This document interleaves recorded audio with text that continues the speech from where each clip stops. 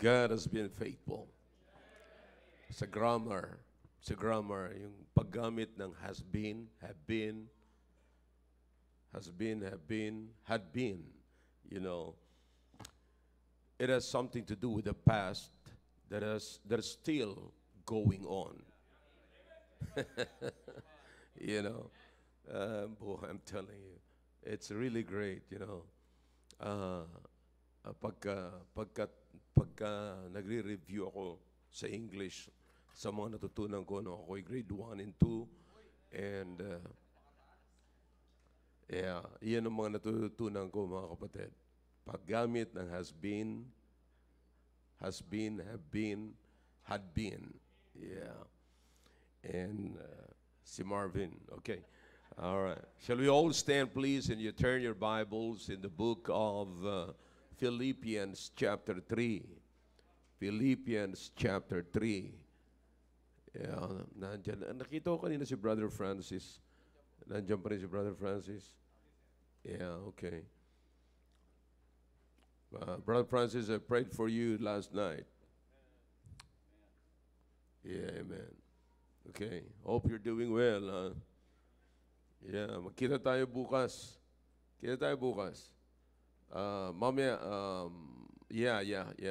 Mamaya, i-message kita mamaya kung saan tayo magkikita. Yeah, sa golf course. Yeah. By the way,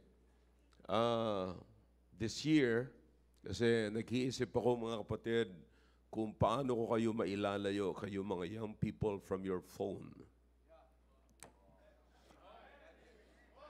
I think I found it. Si Graymond, malaki impluensya sa akin ni Graymond. Nakuha ni Graymond ang aking kiliti. Yeah, so I think I found it. Magbabae, maglalaki, you'll always be in that tournament. Yeah, tapos meron tayong tournament para sa mga seniors. Pabilisan ng wheelchair, okay?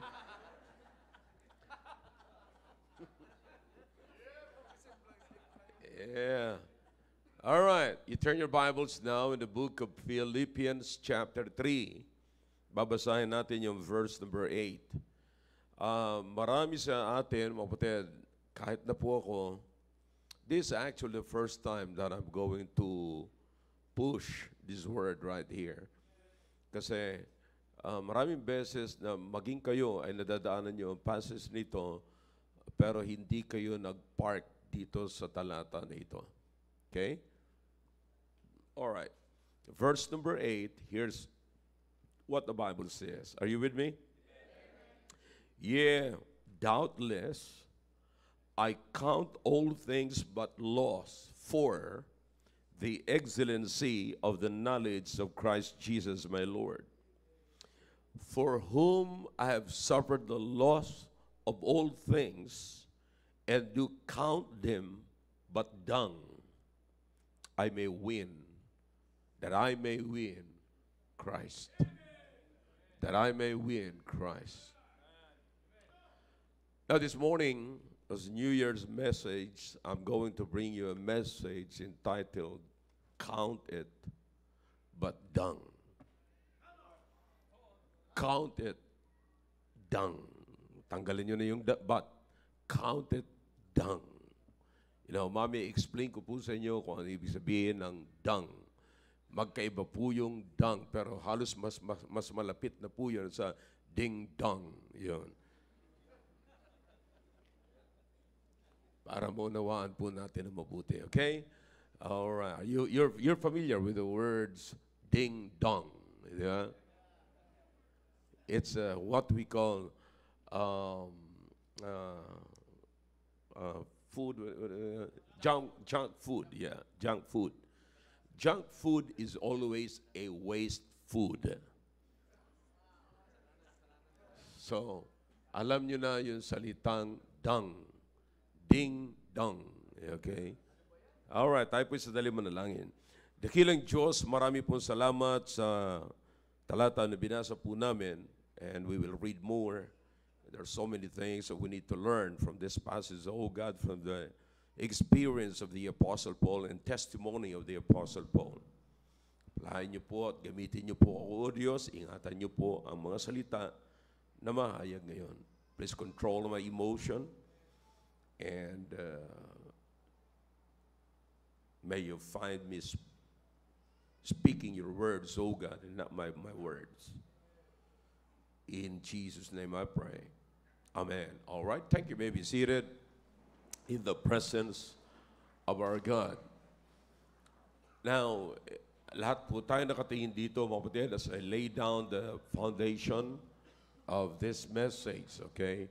Now, ito po ay testimony ni Apostol Pablo at ito po ay, the Apostle Paul, when he got saved, he was always under persecution.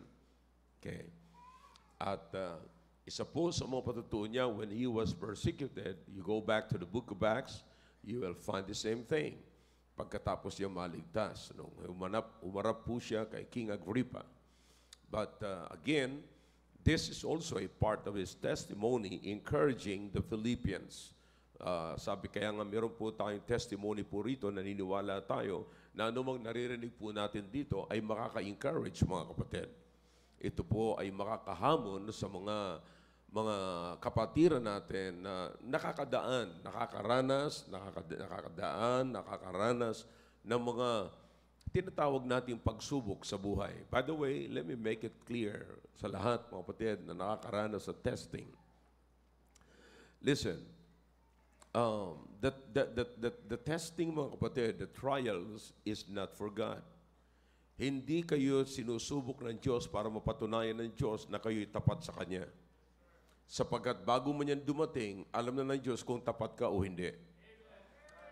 Please don't forget and be reminded that God, our God, is an omniscient God.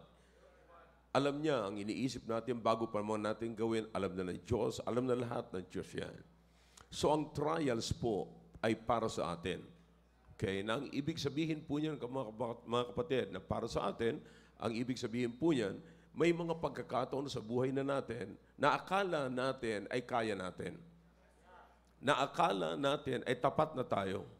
Na akala natin, mga kapatid, ay matured na tayo. Pero pag dumaan tayo doon sa pagsubok ng Panginoon, hindi niya para sukatin yung pagmamahal mo sa Kanya at yung katapatan mo sa Kanya, kundi ipapakita sa iyo ng Panginoon kung nasaan ka na. You have to keep that in your mind. So here's the Apostle Paul, mga kapatid, at pinapakita ni Paul sa mga taga-Philippians, ini-encourage niya by his experience and testimony, nang sabi niya, "Ye doubtless, I count all things but loss for the excellency of the knowledge of Christ Jesus, my Lord." Okay? That's the first thing. And then that's the first part, mga kapatid. The second part, sabi niya, "For whom I have suffered." And this time, mga kapatid, ay meron ng kinalaman sa kanyang persecution. Meron ng kinalaman sa kanyang hirap sa buhay. Meron ng kinalaman sa mga bagay na hindi niya nagustuhan sa kanyang buhay. Remember, na maging si Apostol Pablo, mga kapatid, ay meron din siyang time sa buhay niya, if you can remember, meron po siyang time sa buhay niya na siya po'y nabigatan din, na sabi niya, nilapit niya sa Panginoon na kung pwede tanggalin ng Panginoon because he cannot bear it anymore. But he was reminded by God, by the Lord Jesus Christ, sa sinabi ng Panginoon sa kanya, "Paul, my grace is sufficient for thee." Sometimes we don't realize that, di ba? So I hope nagiging maliwanag yung sinasabi ko po sa inyo kanina. We realize that God, our Lord Jesus Christ, already bestowed His grace for us. But we just don't know the capacity and the capability of that grace. You see, na kaya pinapaliwanag sa atin ng Panginoon hanggang saan yan, mga bagay na yan. And then, all of a sudden, sabi ni Paul, "Whom I've suffered the loss of all things and do count them but dung." Dito po sa New Testament, yung salitang dung may gamit po na iba. Okay? The implication, yung implikasyon po mga kapatid, ay patungkol sa waste. It's no longer the food or like the food na siniserve po nila sa table. But it is the food, the waste, na itinatapon po nila sa aso. Okay? It has something to do with their culture, mga kapatid. Alam naman po natin, mga kapatid, na ang mga Hudyo ay matataas ang turing nila sa sarili po nila, kaya yung mga Gentiles ay tinuturing po nilang aso. Okay? So you understand kung anong tinatapon, nung ginamit ni Paul dito yung salitang dung, mga kapatid, alam niyo po lahat yan. Lahat ng pinagmamalaki niya sa buhay, lahat ng mga paghihirap niya, kasama niya yung trials, lahat ng naranasan niya na hindi maganda sa buhay niya, pinagsama-sama niya lamang po sa isang salita. Waste. Diba? Pinagsama-sama niya sa isang salita. Para maunawaan po natin dito.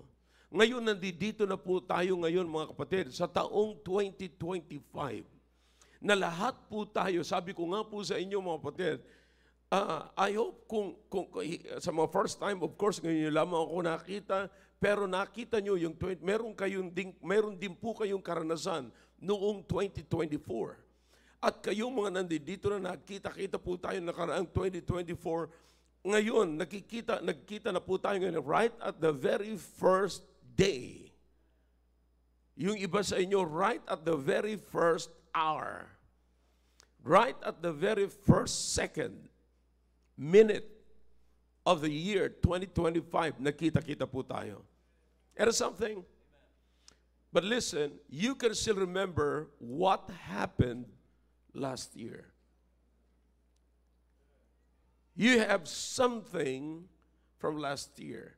Merong mga bagay, mga kapatid, na pwede pa po natin alalahanin. May mga bagay na pwede po natin balikan ng 2024. You see, it might be a painful experience. It might be a problem that put you down.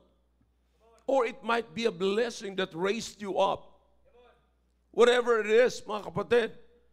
Now, ang tanong ko ngayon sa inyo, mga kapatid, how do you count it? How do you count it? Now, nandito na po kayo sa taong 2025. How do you count it? If you were in trouble last year, 2025, I know nakaranas kayo na hindi maganda. I know nakaranas kayo ng pain. I know nakaranas kayo ng mabigat na problema sa inyong pamilya, sa inyong mga anak, sa inyong asawa, whatever it is. But my question this morning, this afternoon is this. How do you count it?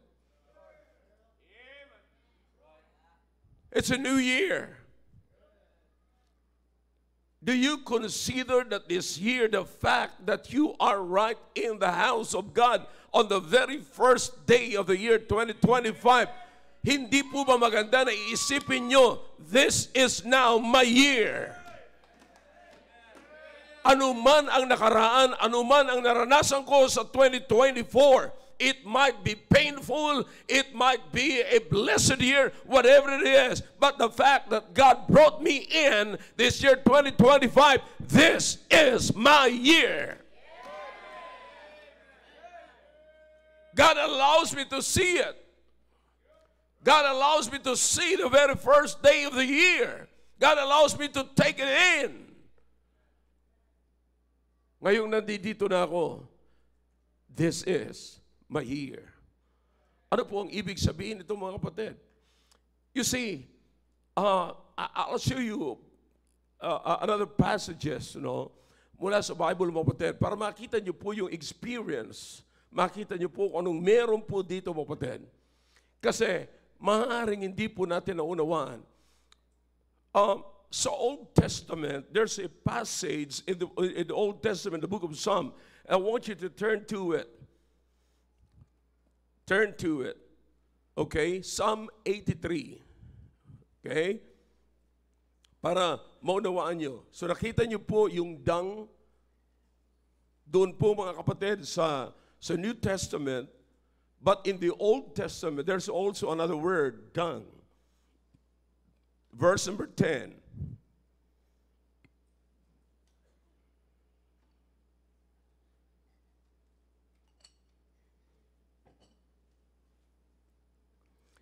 verse number 10. Are you with me na?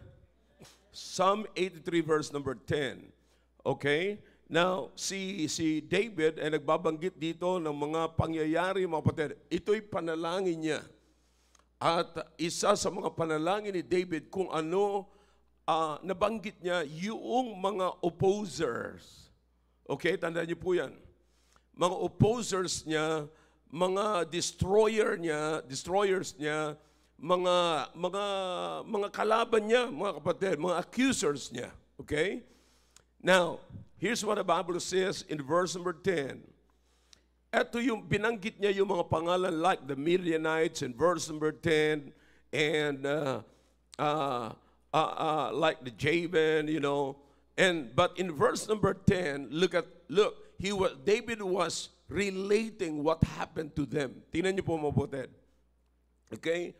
Which perished at Endor. They become as what? Dung for the earth. Dung for the earth.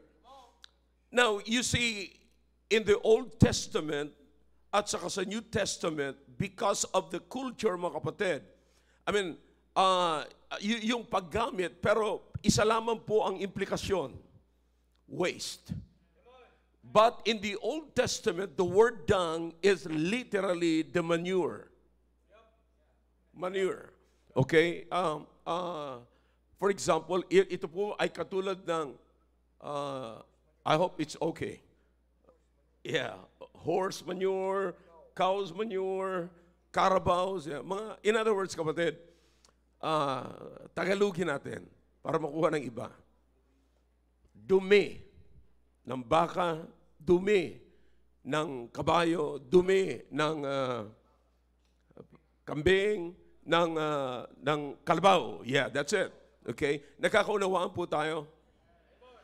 So, makikita nyo po, yung dung na ito, sabi ng Biblia, dito sa Old Testament, they became as dung for the earth.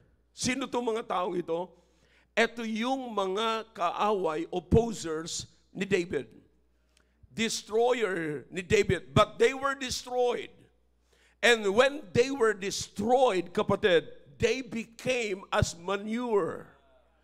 They became as, in other words, kasi binanggit po yung earth. Alright, follow me carefully, heads up, don't miss this. They became the fertilizer.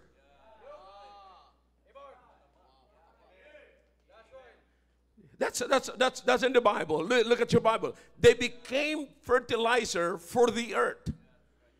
You see that? Now, who were they? The destroyers, the opposers, the what?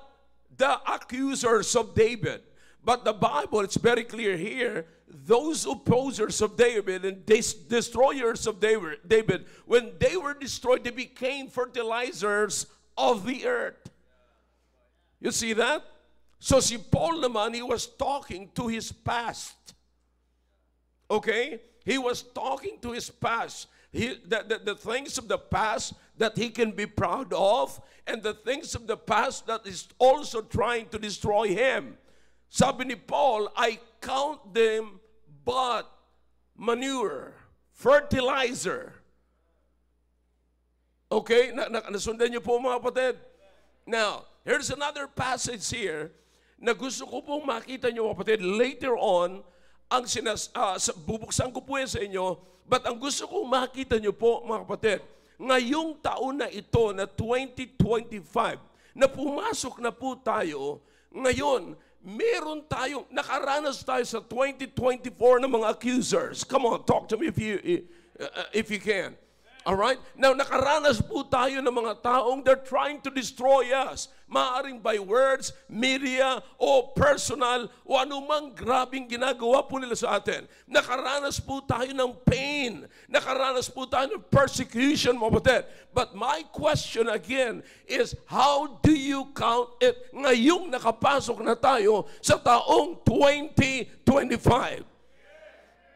You see, what I'm trying to tell you, brethren, as for the testimony of Paul and as for the testimony of David, these accusers of the past, those who are destroyers of the past, these, brethren, these opposers of the past can be your fertilizer ngayong taong 2025. They just came up with it. God allows them. God allows those accusers, destroyers, and the opposers, mga kapatid, to come in your life for sa nakaraang taon, mga kapatid, for the purpose of not destroying your life. God knows. Amen. God knows. Thank God that we're serving a great God. You see, pinahintulutan lahat ng Panginoon yan, kapatid, upang lalo pa tayong maging malusog ngayong taong 2025. Hindi dinisign ng Panginoon ang persecution to put you down. Hindi dinisign ng Panginoon, pinahintulutan ng Panginoon ang opposers to put you down. Walang destroyer na pwedeng pinahintulutan ng Panginoon na i-destroy ka, but ginawa ng Panginoon, pinayagan ng Panginoon yan upang ikaw ay lalo pang maging malusog sa taong 2025. Oh yeah! You have to put that in your mind because, you know, marami tayong iniisip na ang akala natin, mga kapatid, may itatawid pa natin. Bakit hanggang ngayon nandiyan pa rin? Bakit, Pastor, sabi mo, ngayon 25, malusog na ako, ba't hindi pa tinatanggal ng Panginoon yan? Imaginin mo kung paano ka pa pinalulusog ng Panginoon. You see that? I'm simply saying right now, God can turn your accuser, God can turn your destroyer, God can turn your opposer into fertilizer. Oh yeah. You don't understand, Pastor, what's going on in my life right now. I've got a mess. Oh yeah, but your mess is God's message. You're missing it. Your mess is already God's message for you. Huwag mong kakalimutan, maaaring mess up ka ngayon, maaaring may nangyayari sa iyo, hindi maganda ngayon, pero hindi mo alam, ang Diyos nagpapadala ng message through mess. Akala natin ang message na sa Bible lang, akala natin ang message matatagpuan lamang natin dito. Hey, yes, persecution is in the Bible, troubles is it's all listed right here. Kaya ipinapakita sa iyo ng Panginoon literally the mess, and that is His message. Yeah.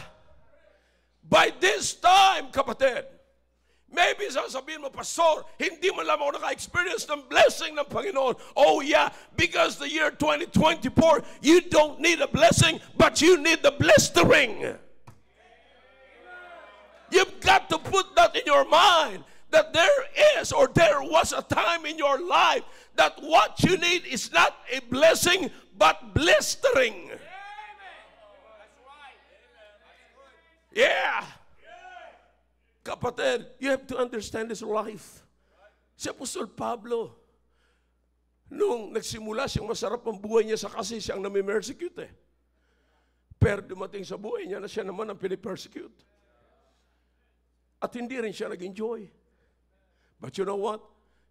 The one thing that he realized is that God was with him. You see? Now, let's turn again our Bibles in the book of Luke. In the book of Luke. Luke chapter 13. There is a story here, kapatid. There's what we call a parable here in verse number 6. Are you getting some points here? Are you learning? All right. Don't miss this, mga kapatid. Now, here's the thing. Look at verse number 6. Are you with me now? Luke chapter 13. He spake also this what? Parable. A certain man had a fig tree planted in his vineyard. And he came and sought fruit thereon and found none. So that's the owner.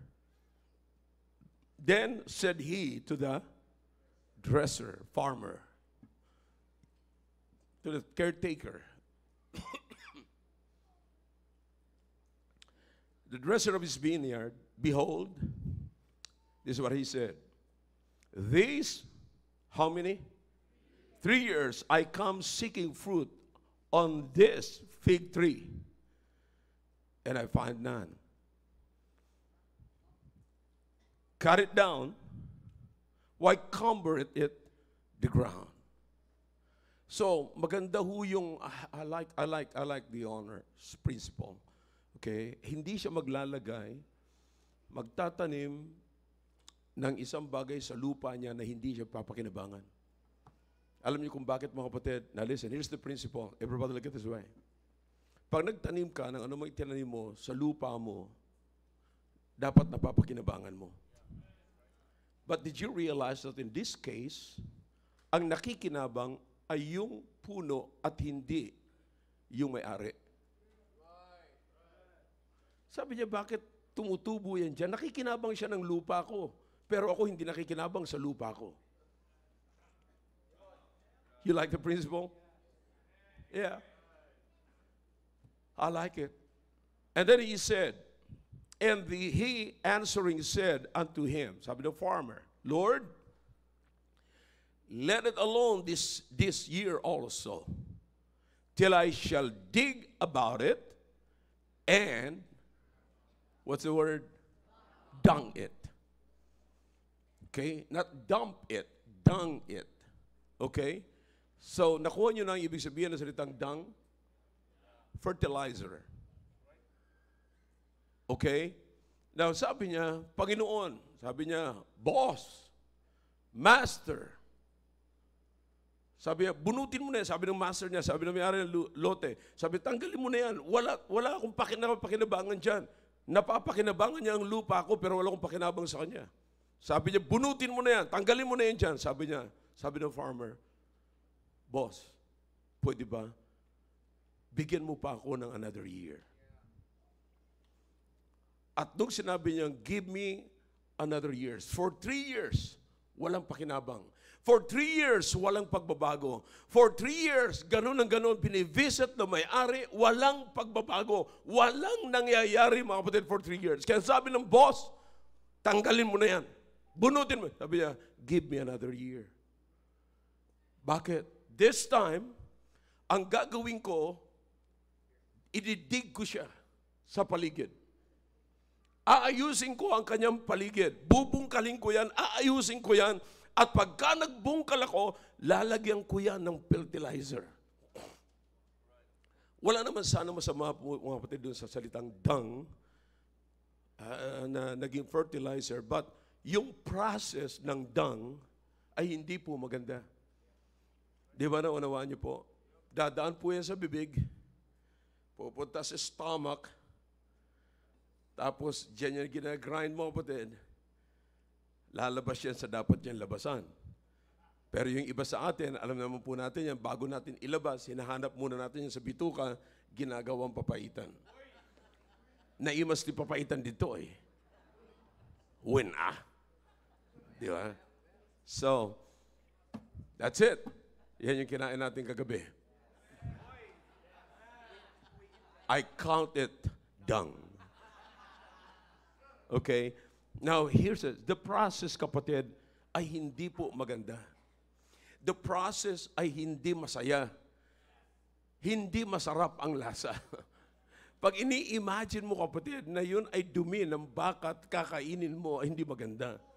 Ang problema nga sa atin, mga kapatid, lalong-lalo na sa Ilocania, mga kapatid, pati yung nilagyan ng dumi, kasama sa pagluto. Ang tawag po doon ay tuwalya, di ba? See? Pagka kinain mo, kapatid, sarap na sarap din eh. See? But what I'm trying to tell you, mga kapatid, is this. The process is not that good. Hindi po maganda, mga kapatid. But you know what? Tuloy-tuloy pa rin po tayo. You know, tuloy-tuloy. Ang sabi ng Biblia, dito, mga kapatid, sa parabola na ito, sa illustration ng Panginoon, para maintindihan po natin yung proseso ng Panginoon, sabi niya, in 3 years, walang nangyayari. I don't know about you, mga kapatid, but look at your past. Mayroon bang nangyari in 3 years? Maaaring sasabihin nyo, in 3 years, ang aking marriage, walang nangyayari, walang pagbabago. Walang pagbabago sa aking problema, walang pagbabago sa aking asawa, walang pagbabago sa aking anak, walang pagbabago sa aming pamilya, walang pagbabago sa aking business, for 3 years, walang nangyayari sa aking business, walang nangyayari sa aking kalusugan in 3 years. But you understand, kapatid, na ang sabi ng Biblia, give me another year. Huwag mo munang galawin yan this year. Bakit? This year, it is mine. It's mine. Kasi yung mga nakaraan, walang pagbabago. Ipinaubaya ako sa lupa. Ipinaubaya ako sa puno. Walang nangyari. But this time, ako na ang gagawa. Ang gagawin ko, sabi ng Biblia, I will dig it. You know, pag nagdig ka, kapatid, sa paligid na yan, may mga puno din na masasagasaan. You see, I'll tear down yung mga nakapaligid sa kanya. Things about me, about the fruit, or round about the trees. Okay? Yung mga nakapaligid doon, huhukayin at pagkatapos hukayin, itutumba. Hindi ho madali. In other words, kapatid, sa buhay natin, kung titignan natin sa buhay natin, at sasabihin natin, this time, aayusin ko na. This time, bigyan mo lamang ako, Panginoon, ng 1 taon pa. This time, I will dig it. At pag dinig ko yan, may mga bagay ako na iti-tear down ko sa buhay ko. Maaaring masakit man yan, pero alam kong hindi kailangan yan. Oh, listen, kung gusto nyo pagpalain nyo ang inyong marriage, there might be something in your marriage that you need to tear down. Maaaring masakit yan, kapatid. But listen, you can claim the year 2025 your year if you are going to follow the parable right here, that you are going to dig deeper. Dig deeper. Hindi katulad ng dati. Gumawa ka ngayon ng bago, kapatid. Not only that, I will put dung in it. I'll dung it.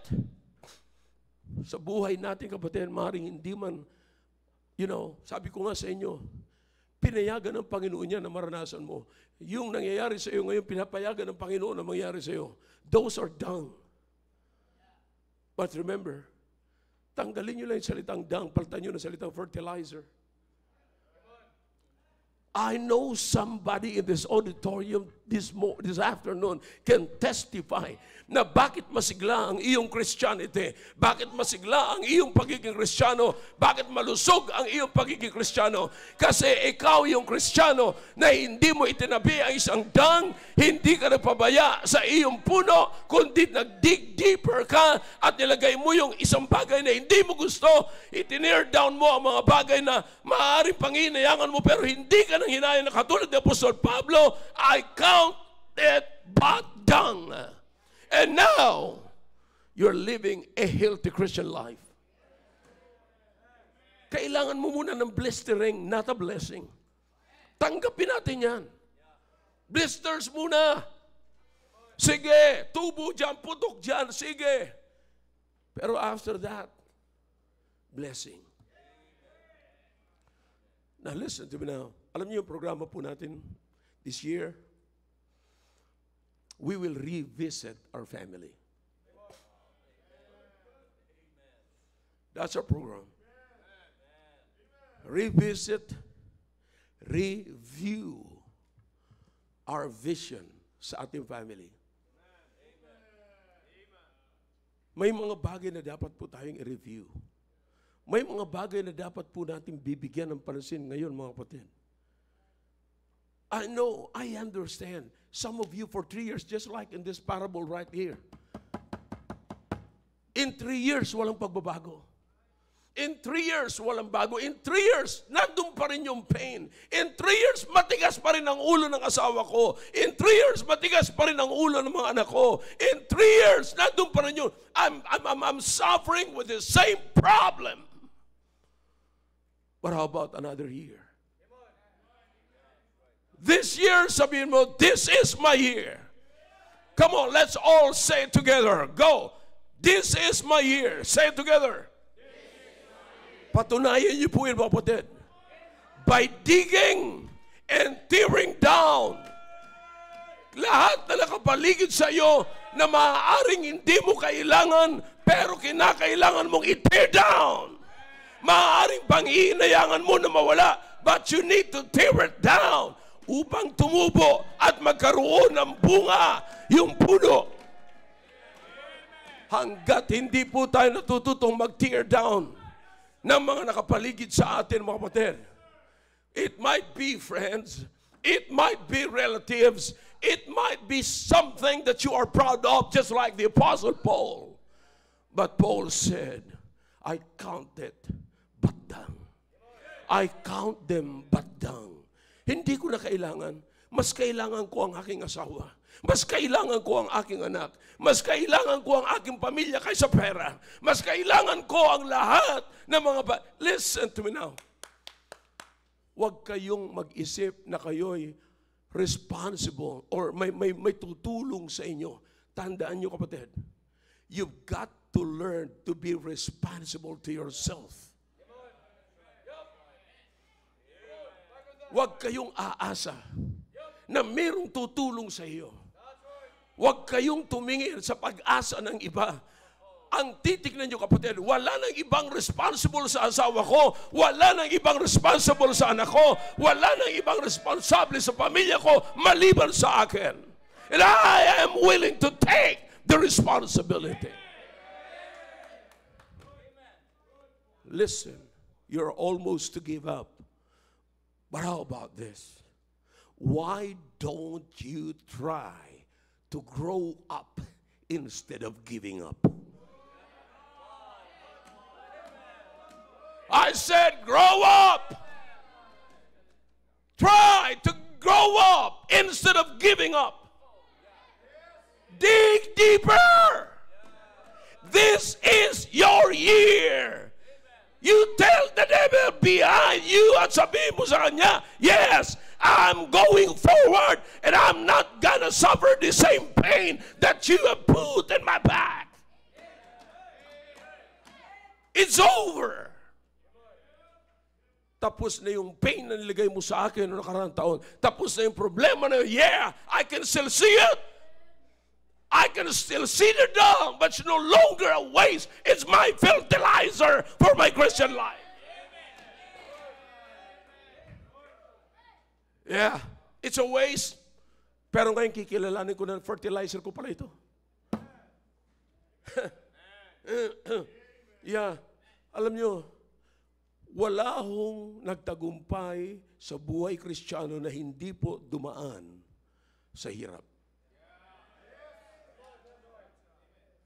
In fact, akala lang siguro ng iba, kaya sabi ko nga po sa inyo akala siguro ng iba, ang sarap ng buhay, ang sigla nila, tapos pag may nakikita kayo na may problema, kinakantsawan nyo, tinuturo nyo ang daliri nyo, bakit yung taong yan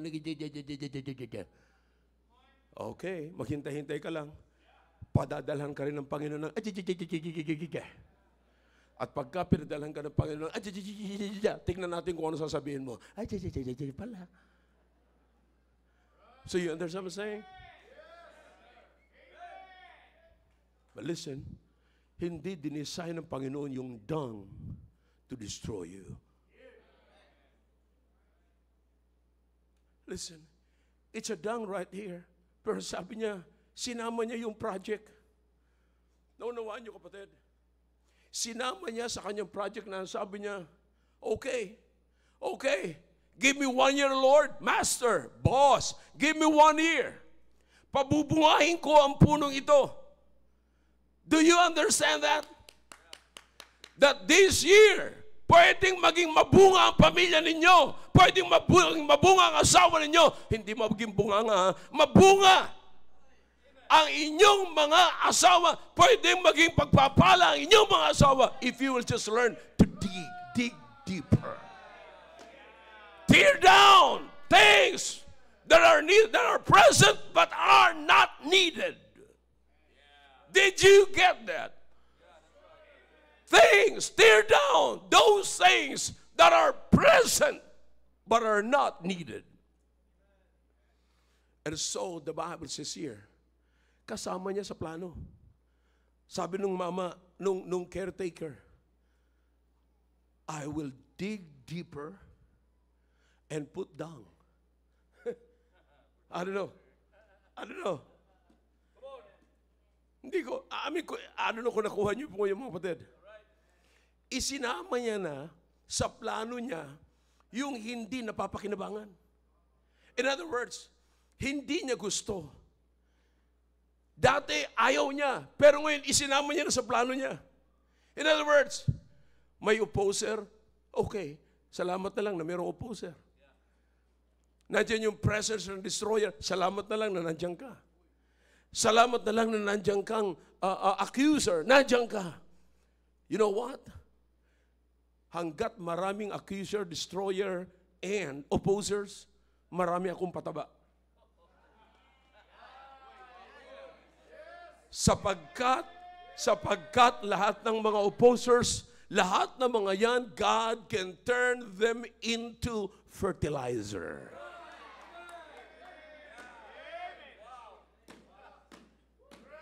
Naway nauunawaan nyo ito. Maaga pa para matulog.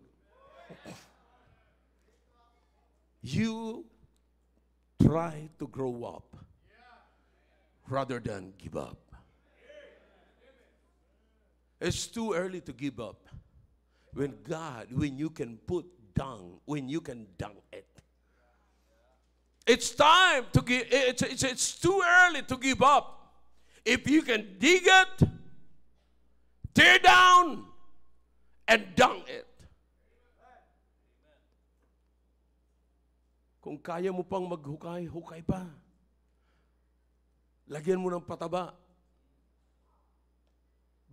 Bakit gagamitin mo yung isang bagay? Bakit magpag-quit-quitan? Gagamitin mo dahilan na mag-quit ka dahilan doon sa bagay na yun. Samantalang yung isang bagay pala na yun, pataba.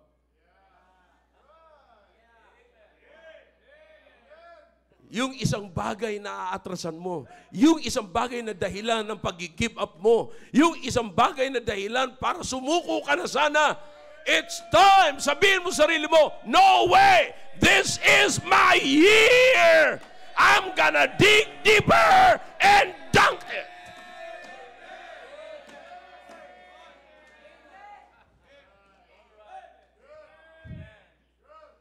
Now what you're going to do, think. If you think, you can thank. Kaya minsan mga kapatid, yung hindi na nag-iisip, wala silang pasasalamatan. Pero lahat na nag-iisip, meron silang pasasalamatan. Ngayon, pag nakita mo ito, ano yung problema mo last year? Ano yung kinaayawan mo last year? Think it. Okay? Now. God is giving you another year. This is your time. You understand? This is your time. Maaaring hindi ko napabunga last year ang aking marriage. Maaaring hindi gaano napabunga ang aking asawa. Maaaring hindi ko gaano napabunga na maganda yung aking mga anak. But this year, I'm gonna go deeper. I'm gonna dig deeper and dunk it. I'm not gonna hate the waste because God can turn the dung, the waste, into fertilizer. Now I'm going to think it to thank God. And think about what God has done in your life last year.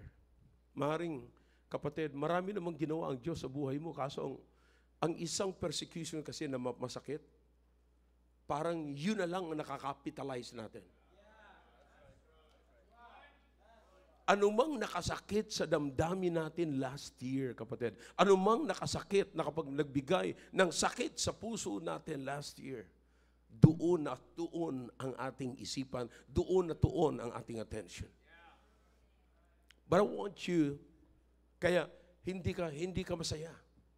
But this time, I want you to remember to rejoice. When you think, you will thank. When you remember, you'll rejoice. We're missing something, kapatid, sa buhay na ito. We're missing it. You have to think over and over and over and over again. Count it but dung. In other words, kapatid, listen now. If you count it dung, anumang meron kayong dung ngayon, isipin mo, fertilizer pala ito. Fertilizer. Tingin kayo sa mga asawa niyong lalaki. Fertilizer.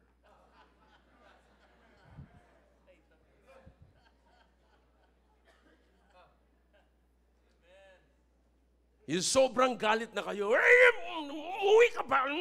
Naku, ano nang pinagsasabi mo? Tignan mo na lang. Alam mo, tuwan-tuwa ako sa iyo, honey. Bakit naman? Bago ka ngayon. Oh yeah. Nagbago na ako, 2025 na ngayon. O bakit naman? Tingin mo sa akin. Sa tuwing titingin ka sa akin, natatawa ka. Ano tingin mo sa akin? Ay di ano pa, fertilizer. Naturuan ba kita ng magandang katuruan, Cynthia? Naalala ko lagi sinasabi ni Brother Noel, kung hindi ko nakilala ang Panginoon, kung hindi ako nakarating sa church na ito, fertilizer na ako ngayon. Ngayon, pwede mo na sabihin uli, hanggang ngayon, fertilizer pa rin ako. Brethren, anumang nakita natin, hindi, just like the Apostle Paul, nung si Apostle Pablo mo ko nakaranas ng tinik, sabi niya, hindi ko aalisin ang tinik na ito. I rejoice in the thorns of the flesh. Why is that? Because as I see the thorn of the flesh, I can see the grace of God. And the grace of God is sufficient, kapatid. I don't know about you. But brethren, ngayon, pwede mo na sabihin, yes. Sino ang nagbigay ng pain sa iyo? Ano ang nagbigay sa iyo ng pain? Ano ang nagbigay ng kabigatan sa iyo na nakarang taon? This time, hindi na mauulit yan. Bakit? Lahat ng nagbigay ng kabigatan na yan, now, they became fertilizer. It's my fertilizer for the year. They are pain. Last 2024. But now they are gain. Why is that? Because God turned the dung into fertilizer. God turned all the pain into fertilizer. Salamat sa Panginoon. Hindi tayo mga kapatid magmamature kung walang manure. You need the manure to mature. Did you get that? If that would be the case, the dung is the manure, then you need the manure to mature. Enjoy your dinner, brethren.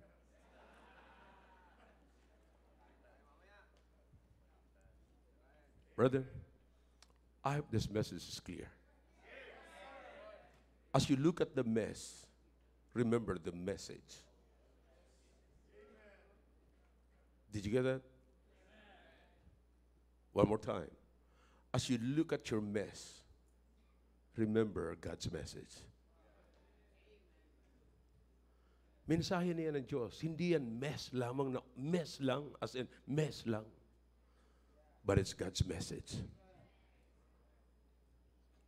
Remember how God turned your mess into message, your blistering into blessing, your accuser into fertilizer. So instead of giving up, grow up.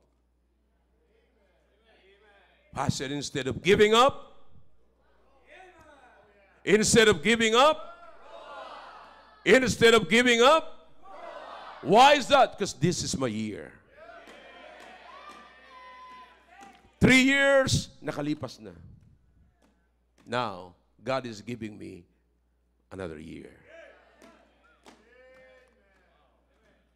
A new year that God turned the mess into message. the blistering into blessing, the accuser into fertilizer. So I have to think and think and think to thank. Am I clear to you? Shall we all stand, please? Father, thank you for your words. Bless the message to the hearts of your people, please. Naway nakita po namin ngayon na ang unang-una namin gagawin, palalakasin po namin ang aming mga sarili by this message, oh God, by knowing that there is a God that we are serving right now who can turn the blistering into a blessing. The destroyer, our destroyer, and even our accusers and opposers into fertilizer. Thank you, oh God. Dito po kami magsisimula. And then magpapatuloy po kami with our family that we will desire to grow up than to give up. Thank you, oh God. Bless your people as they come. Your heads bowed, your eyes closed. God is speaking to your hearts through the message tonight. Now let's come to the throne of God tonight.